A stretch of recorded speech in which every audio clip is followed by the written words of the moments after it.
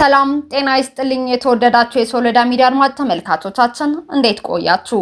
በሀገርም ከሀገር ውጭም የምትገኙ የተለያዩ ድርጅት ባለቤቶች 167,000 ተከታይ ባለው የፌስቡክ ገጻችን እንዲሁም በሶሎዳ ሚዲያ የዩቲዩብ ቻናላችን ምርትና አገልግሎቶቻችሁን ማስተዋወቅ እንደምትችሉ ስንገልጽ በታላቅ ደስታ ነው።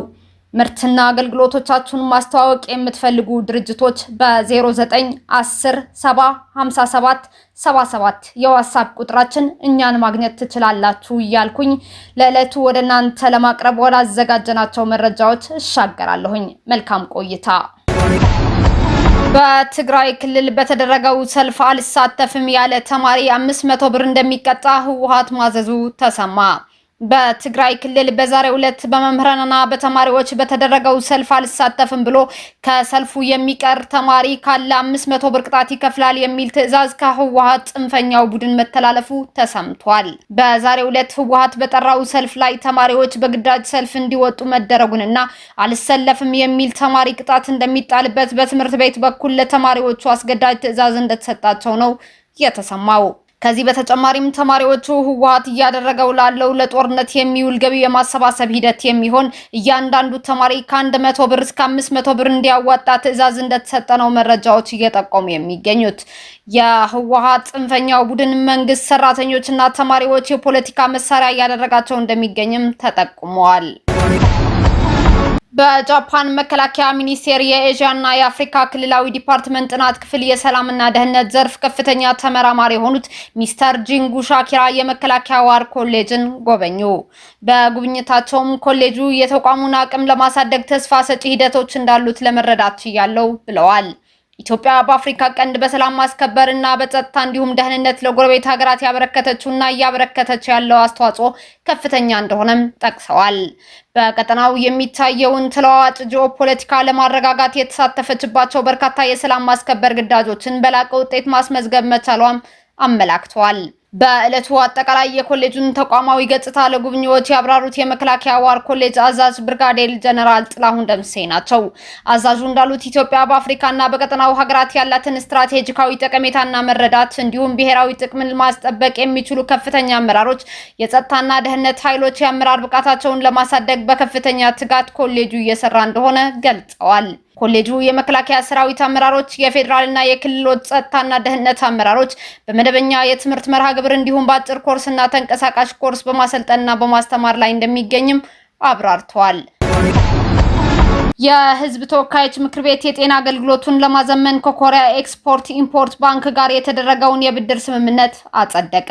የኢፌድሪ የህዝብ ተወካዮች ምክር ቤት ባካሄደው 12ኛ መደበኛ ስብሰባ የጤና ዘርፉን አቅም ለመገንባት የሚያስችል የብድር ስምምነትን መርምሮ በሙሉ ድምጽ አጽድቋል።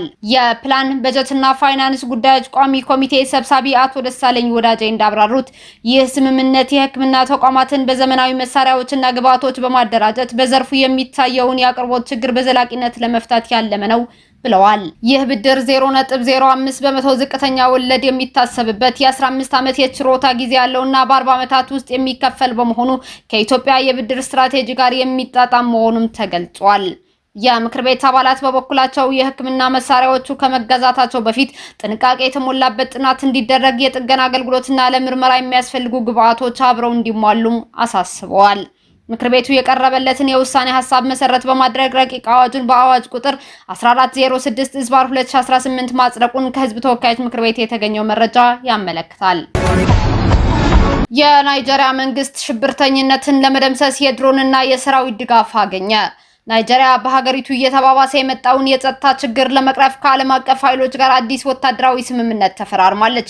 ፕሬዚዳንት ቦላ ቲኑቡ ከፈረንሳዩ ፕሬዚዳንት ኢማኑኤል ማክሮን ጋር ባደረጉት ውይይት ፈረንሳይ ለናይጄሪያ ወታደራዊ ስልጠናና ዘመናዊ ትጥቆችን እንድታቀርብ ስምምነት ላይ ደርሰዋል። ፕሬዚዳንት ቲኑቡ የሀገሪቱን ሰላም ማስከበር ቀዳሚ ተግባራቸው መሆኑን ገልጸው ለዚህም የዘመናዊ ቴክኖሎጂና የዓለም አቀፍ ትብብር አስፈላጊነትን አጽንኦት ሰጥተውበታል። በሌላ በኩል አሜሪካ ለናይጄሪያ የምታደርገው ድጋፍ በከፍተኛ ሁኔታ በማሳደግ 200 የሚጠጉ ወታደሮቿንና እጅግ ዘመናዊ የሆኑ MQ-9 ሪፐር የተባሉ ሰው አልባ አውሮፕላኖች ማለትም ድሮንስ በሰሜናዊ ናይጄሪያም አሰማርታለች። ይህ እርምጃ ናይጄሪያ በሽብርተኝነት ላይ የምታደርገውን ዘመቻ ለማጠናከር ታስቦ የተደረገ ሲሆን ድሮኖች ቡድኖቹን መረጃ በማሰባሰብና የጥቃት አቅምን በማሳደግ ረገድ ትልቅ ሚና ይጫወታሉ ተብሎም ይጠበቃል። ይህ አዲስ ስምምነት ናይጄሪያ በምዕራብ አፍሪካ ያለባትን የጸጥታ ስጋት ለመቆጣጠር በምታደርገው ጥረት ውስጥ ትልቅ ምዕራፍ ተደርጎም ተወስዷል። የፈረንሳይ ወታደራዊ ድጋፍና የአሜሪካ የድሮን ቴክኖሎጂ ተዳምረው በታጠቁ ቡድኖች ላይ የሚሰነዘረው ጥቃት ውጤታማ ያደርጋታል ተብሎም ይታመናል። በአሁኑ ወቅት የቲኒቡ መንግስት ከምዕራባውያን ጋር ያለው ወታደራዊ ግንኙነት መጠናከር በቀጠናው ጂኦፖለቲካ ላይም የራሱ የሆነ ተጽዕኖ ይኖራል ተብሎም ይገመታል። የመካከለኛው ምስራቅ ውጥረት በአስቸኳይ መፍትሄ ካልተበጀለት ቀጠናውን ወደ ከፋ የሰብአዊ እልቂት ሊቀይረው እንደሚችል ቻይና አስጠነቀቀች። የቻይና ውጭ ጉዳይ ሚኒስቴር ቃል አቀባዩን ዋቢ በማድረግ ሲጂቲኤን እንደዘገበው በኢራን፣ አሜሪካና እስራኤል መካከል ያለው ፍጥጫ ለቀጠናው ብቻ ሳይሆን ለዓለም አቀፍ ሰላም ትልቅ ስጋት እየሆነ መጥቷል ብለዋል።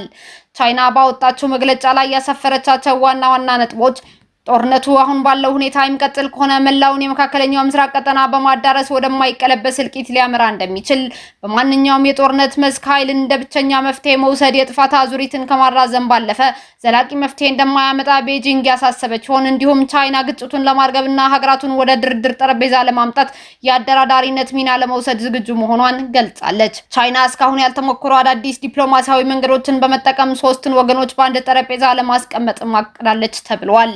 ለዚህም ስኬታማነት ቻይና ከዶናልድ ትራምፕ ጋር የመጀመሪያ ደረጃ ንግግሮችን መጀመሯን ዘገባው አመላክቷል።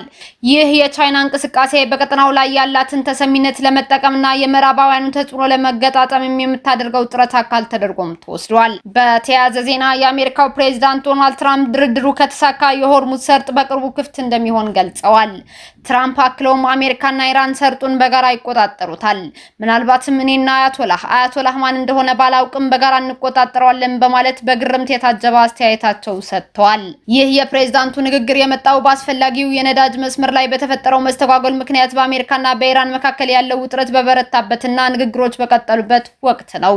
ትራምፕ የቅርብ ጊዜ ውይይቶችን ውጤታማ ሲሉ የገለጹ ሲሆን ሰርጡን በዘላቂነት ለመክፈትና ደህንነቱን ለመጠበቅ የሚያስችል ስምምነት ላይ ሊደረስ እንደሚችልም ፍንጭ ሰጥቷል። የሆርሙዝ ሰርጥ ከዓለም አቀፍ የነዳጅ አቅርቦት ውስጥ 20 በመቶ የሚሆነው የሚያልፍበት እጅግ ወሳኝ የትራንዚት መስመር ነው። በዚህ ስልታዊ ስፍራ ላይ የሚፈጠር ማንኛውም አለመረጋጋት በዓለም አቀፍ የኃይል ዋጋና በሀገራት ኢኮኖሚ ላይ ከፍተኛ ተጽዕኖ ለማሳደር አቅምም አለው። እስካሁን አብራችሁን ከኛ ጋር ስለነበራችሁ እያመሰገንኩኝ በሌሎች መረጃዎች እስክንመለስ እንደተለመደው የሶለዳ ሚዲያ ቤተሰብ በመሆን ላይክ፣ ሼር፣ ሰብስክራይብ ማድረጋችሁን አትርሱ። አዳዲስ ትኩስና ወቅታዊ መረጃዎቻችን በቶሎ እንዲደርሷችሁ የደወል ምልክቷን ይጫኑ። ስኬት፣ ድልና ሰላም ለኢትዮጵያውያን። ሶለዳ ሚዲያ